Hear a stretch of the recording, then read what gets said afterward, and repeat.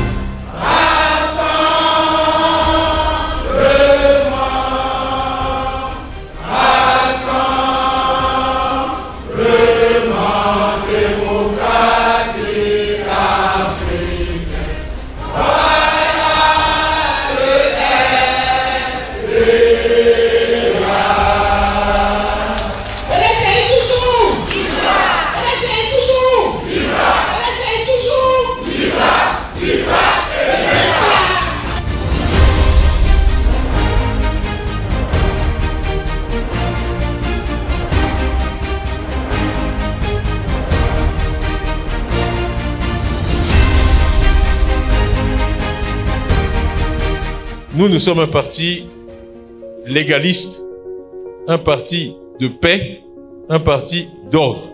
Donc, d'autres choisissent d'autres méthodes de changement dans la violence, les fusils. Nous voulons gagner par les urnes. Nous voulons accéder au pouvoir par une victoire démocratique. Donc, c'est aussi une des raisons de notre présence ici.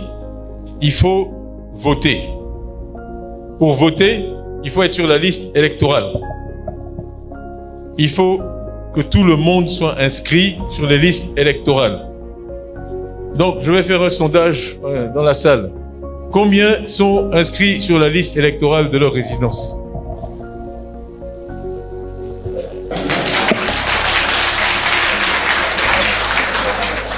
C'est un échantillon supérieur à la moyenne du pays.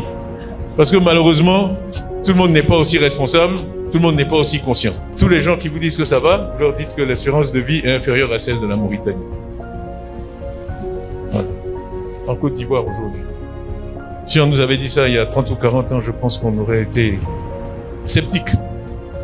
Donc, répondez ça aussi à ceux qui vous disent que tout va bien, il n'y a pas besoin de changer. Je crois qu'on peut faire mieux. Je crois qu'on a fait mieux. On a montré qu'on peut faire mieux. Et il faut qu'on fasse mieux en Côte d'Ivoire. C'est pour ça que je dis souvent, notre combat, c'est pas un combat pour la reconquête du pouvoir. Notre combat, c'est un combat pour la renaissance de la Côte d'Ivoire.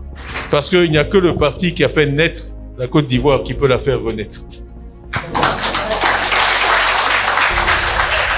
Il n'y a que le parti qui a fait naître la Côte d'Ivoire qui peut la faire renaître.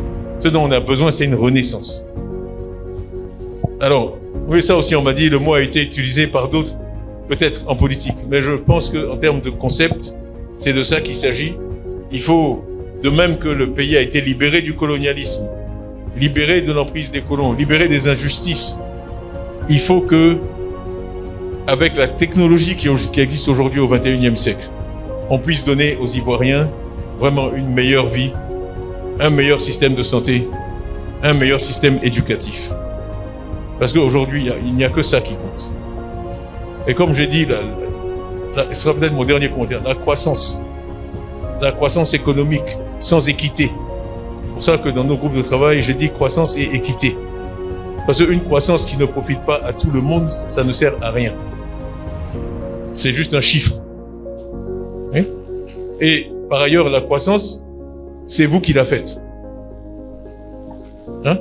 Ce sont les agents économiques, ce sont les paysans qui font pousser leur cacao, ce sont les paysans qui récoltent les VA, ce sont les paysans qui font le palmier à huile, qui produisent l'ananas, la banane, le riz, qui irriguent, qui font de l'élevage, qui conduisent des taxis, qui vont au marché, qui vendent des produits. C'est ça le fameux PIB, la croissance.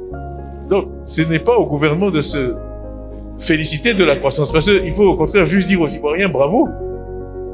Quand il y a la croissance d'un pays, c'est le fruit du travail des citoyens de ce pays. Là où la performance du gouvernement peut être mesurée, c'est qu'est-ce qu'on en fait. Une fois que les citoyens ont travaillé dur, ils ont réalisé 6,57% de croissance, bon, c'est à l'État de créer les conditions pour que ça se traduise en progrès, en termes de santé et d'éducation.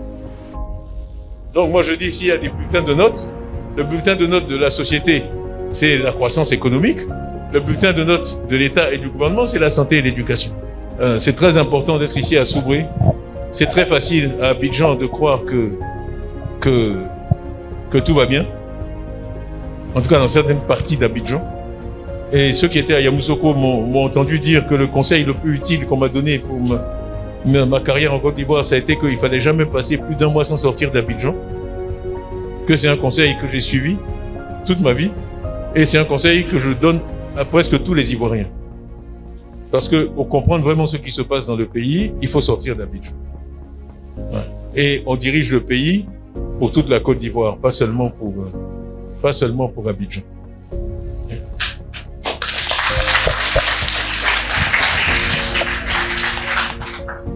Quand on voit vraiment l'état des routes, quand on voit la contribution de la NAWA à l'économie nationale, presque tous les Ivoiriens sont redevables à la NAWA.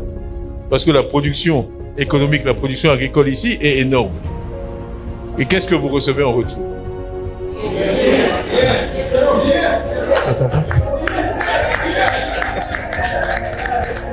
Bon. Ça aussi, ça doit changer. Ça aussi, ça doit changer. Donc, de grâce, expliquez à nos parents qu'ils ont entre leurs mains le pouvoir de changer ça. Okay?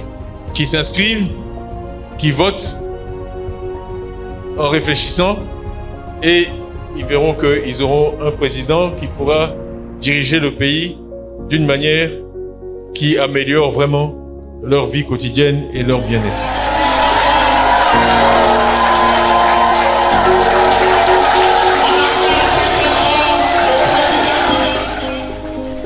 Tidiane Thiam, président du PDCI, est sur les traces de son père bâtisseur. Vous voyez qu'il fait nuit, les gens sont en joie, ils attendent demain que le meeting se fasse. C'est un lieu de cérémonie, c'est un moment de joie. Vive le PDCI, vive la Côte d'Ivoire et que Dieu nous protège. Et ce que je retiens particulièrement de cette rencontre, c'est que l'histoire de la Côte d'Ivoire est en train de se réécrire. Comme a dit le président tout à l'heure, c'est une renaissance. On y croit, on est content et on espère qu'on va y arriver. On a la conviction, on a dépassé le stade même de l'espoir, on a la conviction qu'on va y arriver. Parce qu'il faut que le pays change. Voilà. Et c'est cela que nous sommes en train de vivre. Et je suis d'autant plus contente que ce soit dans la NAWA que ce mot d'ordre, ce nouveau départ pour le PDCI soit donné. Il est venu dire aux parents que quand lui et le président Henri Konan Bédié étaient au pouvoir, quand le président Henri Konan Bédié déguerpissait des quartiers, il prenait le soin de reloger ces populations. Il en veut pour preuve les populations qui ont été logées à Biabou. Aujourd'hui, on chasse les gens sans aucune solution.